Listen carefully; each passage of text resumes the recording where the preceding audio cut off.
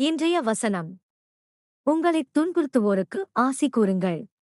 ஆம், ஆசி கூறுங்கள், சபிக்க வேண்டாம். உரோமையர் அதிகாரம் 12, வசனம் 14.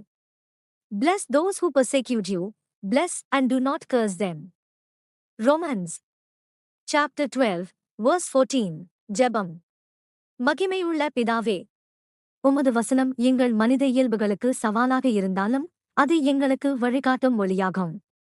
எங்களை பாதிப்பவர்களையும் ஆசீர்வதிக்க அழைக்கும் உமது வார்த்தையை நாங்கள் கடைபிடிக்கும்போது அது ஒரு கட்டாய கடமையாக மட்டும் இல்லாமல் முழுமையான ஆவிக்கான ஒரு அழைப்பாகவே மாறுகிறது.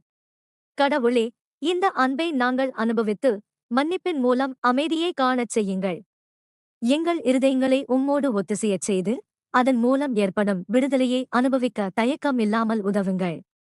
எங்கள் பயணத்தின் போக்கில் எங்கள் போராட்டங்கள் வெளியில் மட்டுமல்ல, எங்கள் உள்ளத்திலும் இருப்பதை நினைவுபடுத்துங்கள்.